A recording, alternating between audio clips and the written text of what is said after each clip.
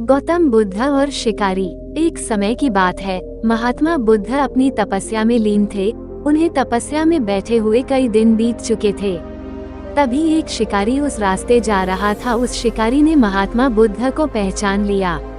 शिकारी ने महात्मा बुद्ध के बारे में बहुत बड़ाई सुनी थी, किंतु वह महात्मा बुद्ध की बड़ाई से संतुष्ट नहीं था। उसने परीक्षा लेने के लिए सोचा। शिकारी पहले तो महात्मा बुद्ध को एक छोटा सा पत्थर फेंककर मारता है, किंतु महात्मा बुद्ध कोई प्रतिक्रिया नहीं करते हैं, क्योंकि उनका मानना था शरीर को तकलीफ होती है, आत्मा को नहीं।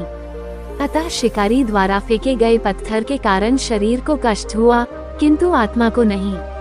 शिकारी कुछ समय सोचता रहा, महात्मा बुद्ध कुछ प्रतिक्रिया करेंगे, किंतु महात्मा बुद्ध अपनी तपस्या में लीन थे। उन्होंने कोई प्रतिक्रिया नहीं की।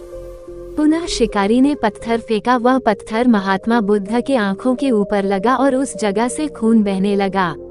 महात्मा बुद्ध को आभास हुआ उनके शरीर से रक्त बह रही है, किंतु वह फिर भी अपनी तपस्या से नहीं उठे।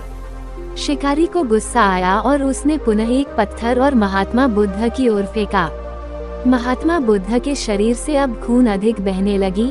इतनी पीड़ा महसूस कर महात्मा बुद्ध के आंखों से आंसू निकलने लगा।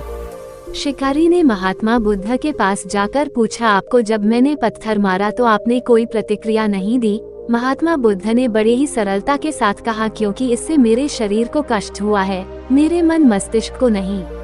शिकारी अचंभित रह गया। उसने पूछा, फिर आपके आंखों से आंसू क्यों बह रहे हैं? इस पर महात्मा बुद्ध ने पुनः कहा, तुम्हारे द्वारा किए गए अनुचित कार्य के परिणाम के बारे में मेरा मस्तिष्क, मेरी आत्मा विचार कर रो रही है। तुमने इतना बड़ा पाप किया है, तुम्हें कैसी सजा मिलेगी? बुद्ध की बातों को सुनकर शिकारी महात्मा बुद्ध के चरणों में नतमस्तक हुआ और उनसे क्षमा याचना की। महात्मा बुद्ध क्षमाशील व्यक्ति थे। उन्होंने तुरंत शिकारी को क्षमा कर दिया और अपना आशीर्वाद दिया। वह शिकारी महात्मा बुद्ध का आशीर्वाद पाकर एक महान व्यक्ति और साधक के रूप में जीवन व्यतीत करने लगा।